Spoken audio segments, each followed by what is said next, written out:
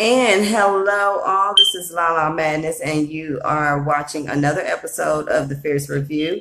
Follow me on Instagram and also on YouTube at Lala Madness. Check out all of my videos, various topics, good juicy tea. And this episode, I'll be discussing pesticides on produce and also another topic of do you lose nutrients when juicing fruits and veggies? Okay, so I'll go ahead and get started. And the first pesticides on produce was actually from CBS this morning.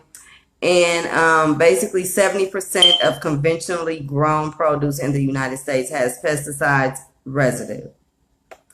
Now, I'm not sure if you guys are aware of a list that is called the Dirty Dozens, which is a list that of the top 12 most pesticide contaminated produce ranking in order from 1 through 12. Okay.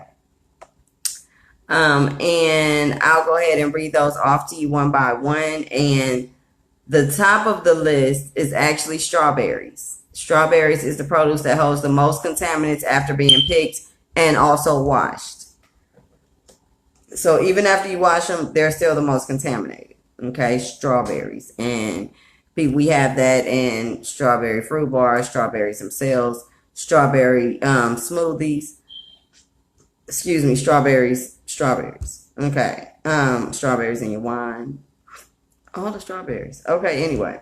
Also followed by, next on the list will be spinach. Also kale.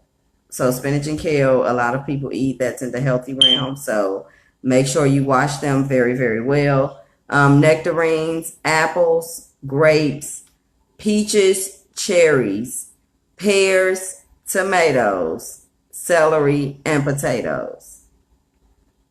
And you know, you want to wash your potatoes good anyway. They're a root. So they're in the ground. That's what potatoes are. That's why they start to sprout and grow additional roots, because they're already a root. So when you pluck them out of the ground, that's why they dirty as hell already. So please make sure you wash all of those things very well that I mentioned, as well as every fruit and vegetable, you know, or produce that you kind of get there. Because anyway, now, as I mentioned, kale actually contains up to 18 pesticides. That's 18 individual pesticides. Okay, so one of the pesticides commonly found with kale was DECTHAL, also known as DCPA. So that's D as in David, C as in Charlie, P as in Peter, A as in Apple. Sorry, my call center is kicking in. Okay. So the pesticide, which is also banned in Europe, and it also was classified by the U.S. Environmental Protection Agency, the EPA, for those that don't know, as a possible carcinogen, which is something that basically is cancer. So if it's classified, which that particular pesticide that's on kale, the DCPA pesticide, it was banned in Europe once again, and classified by the U.S. EPA as a cancer-causing agent, basically, and was found on nearly 60% of kale samples that were tested. FYI, okay? Now, pesticides are not only on the surface of the produce, but also in the soil.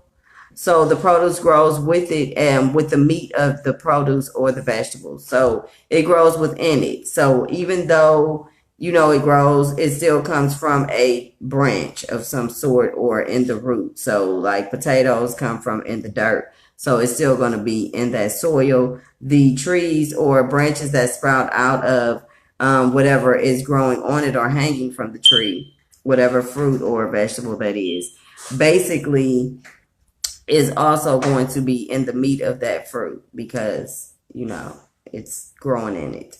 Farmers and sprayers, basically who have to wear the hazmat type suits, and yes, that look like the little astronauts, or the bee stinging apparatus thing, or, you know, the people that deal with the honey and stuff, they have to wear these particular suits. Those type of people, I don't want to do no job where you need to wear that.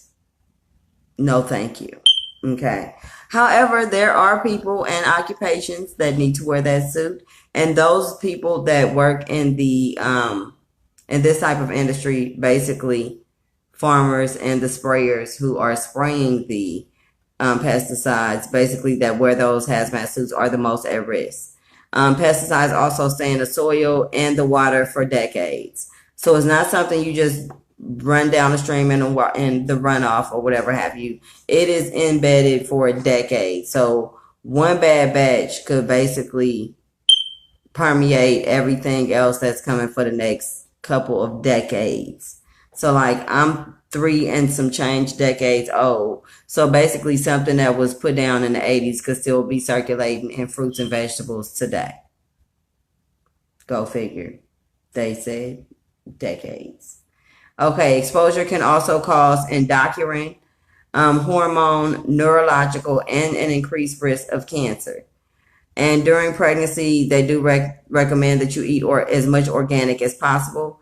And a study ties pesticides in food to reduce fertility in women. Okay, among women undergoing infertility treatments in the United States, consuming more fruits and vegetables.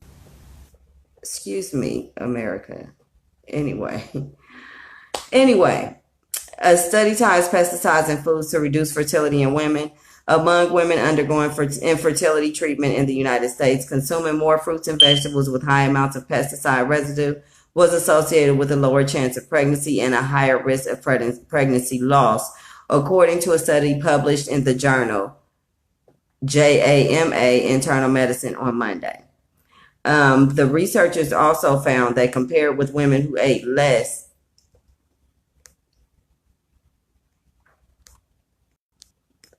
excuse me again. I'm sorry. All my fans, I cannot speak with you all. I'm going to schedule a day to have fan day, chat day. We're going to interact. We're going to talk. You're going to have time to speak with me and ask questions and whatnot. But when I'm filming, I'm not able to answer calls. I'm not able to chat back with you. You are more than welcome to leave comments in the comment box, and I can respond to those accordingly. And you can also follow me on Instagram. I'm more on there as well at Lala Madness. So, okay. Sorry about that. Back to it. Now, researchers also found and compared with women who ate less than one daily serving of high pesticide residue fruits and vegetables. Those who ate 2.3 servings or more had 18% lower probability of getting pregnant and 26% lower probability of giving birth to a live baby. Okay. So now also they say that the healthy benefits of the fruits or vegetables outweigh the risk of the pesticides. So keep eating them, according to the EPA. The same people that said that it was hazardous and a carcinogen at the same time is telling you to continue to eat them, because what they say as far as the things that it could possibly cause, which will be endocrine, hormone, neurological, babies that won't make it, infertility, your ability to get pregnant, and also the ability to carry a child due to term as well.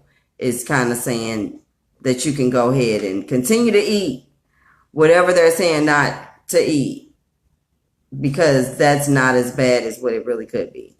I don't know, but they're saying do it. So go with your best mind. Basically buy as much organic as you can, as they say, but you got to watch out with organic too, because it says it's organic does not always mean it's organic. I've already been through that as well. So just be careful and know what you're getting. Wash your fruits and vegetables very well. And basically the cleanest produce that you can purchase is avocados, onions, dried plums or prunes, orange juice, and sweet corn. Those are your cleanest produce options. And once again, I'll give you the list of the dirty dozens for those that missed that. That was strawberries, spinach, kale, nectarines, apples, grapes, peaches, cherries, pears, tomatoes, celery, and potatoes. So that will wrap it up for the pesticides on produce. And I'll go ahead and get into the next topic, which will be, do you lose nutrients when juicing fruits and vegetables? Okay. Now, the answer to that is actually yes. So, juice extracted from fruits and vegetables will contain concentrated amounts of vitamins, minerals, and other plant nutrients. But when juicing fruits and vegetables, some of the healthy filling fiber is lost. So that's because juice extractors separate the juice from the pulp, and the pulp and the skin is what actually holds a lot of the fiber rich properties. So there you have it. All of your nutrients are going to be in the waste that you're going to probably throw away or use for compost if you have a garden. Now, you do actually lose fiber in fruits and vegetables, and that results in juicing having the ability to spike your blood sugar in a more dramatic way than if you ate the actual fruit or vegetable. That's a new one. So basically, because you're juicing, it's going to give you straight juice, and you're not going to have the pulp or other things that kind of counteract that. And the pulp is kind of what has the fiber rich parts, and the sugar is what you're going to actually be juicing, is what they're saying pretty much. And who said that was Robert Fortran, an integrative medicine dietitian and spokesperson for the Academy of Nutrition and Dietetics.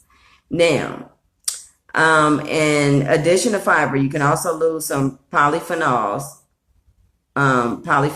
whatever, and antioxidants found in the peel of citrus fruits and skin of fruits and vegetables that may not be extracted as effectively in home juicing. Now, they suggest if you do choose to juice, don't delay drinking the juice as well. You want to drink it pretty much right away, or not have, it doesn't have a long shelf life. Even refrigerated, as you know, it needs to go in a refrigerator at that point, but it still doesn't last long, and it starts to lose its properties over a period of time. So it's best to drink the juice right away because the antioxidant and enzyme activity decreases over time. The antioxidants actually help to balance inflammation, while the enzymes, like those found in pineapples, help with digestion.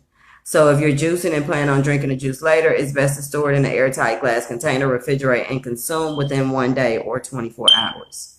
All right, now cold press juicers don't create heat the way that centrifuge juicers do, and heat destroys enzymes in produce. However, centrifuge juicers likely don't get hot enough to actually destroy enzymes or oxidize nutrients. So I don't like the heat. I don't think the heat generated would be enough that it would kill enzymes or nutrients in the way cooking does, said Foodtran as well. So to minimize fiber loss, you can combine some of the pulp back into the juice. And you can also salvage the pulp by using it to fortify other foods with. You can put it in your cake. You can put it in your muffin batters, cooked rice, soups. Depends on what you're juicing. You can use the pulp and other things to kind of bring that back together if you're not going to put it back into the juice that you extracted. Got it? All right, and that is some healthy tips for you, or healthy little tidbits for you to know. And once again, you have watched another episode of La La Madness with the Fierce Review, and you can follow me on Instagram, YouTube, and Facebook at La La Madness, and tune in. We'll see you at the next episode.